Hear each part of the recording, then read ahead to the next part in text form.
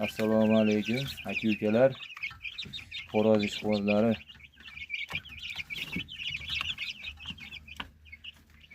Jo'jalarimiz 1 oylik bo'ldi, xudo xohlasa.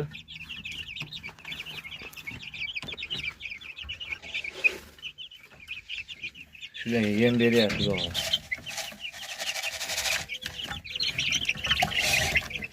Oyla.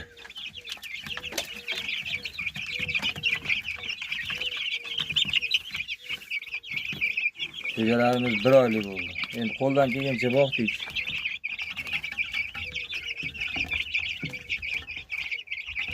Ko'rganlar xo'rozni ko'p ekan deydi.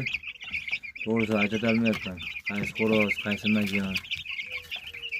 Hammasi bir xil bo'lib qoldi.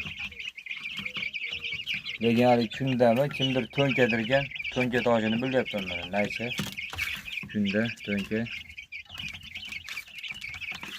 İçinde 8 tamikin to'nkasi bor. Qolgani hammasi naycha. Qo'ldan kelgancha boqdik endi 1 oylik bo'ldi jo'jalar.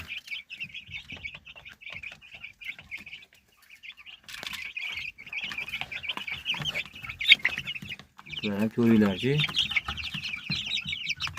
Yaxshimi o'zgarishlari bo'laveradimi? 1 oylik jo'ja mahichali bo'ladimi? Aytib yuboringlar. Mana shu qarishlasam bir qarishdan katta ekan.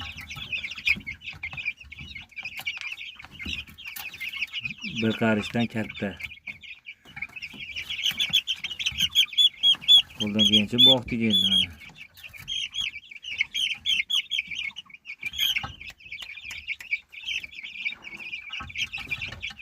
Bu yana to'nkami, naycha ekan bu. Jo'jalar holati. Sotilmaydi lekin. Tomoshaga. Qiziqqanlar, havas qilganlarga.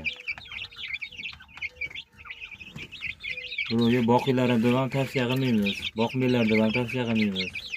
Hammani ko'yini, hammani tabiati o'ziga. Biz endi qiziqdik. Boqyapmiz maza qilib.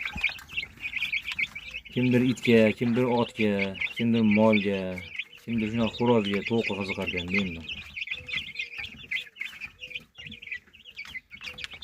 Nima deb yozsanglar ham so'kinmasanglar bo'ldi.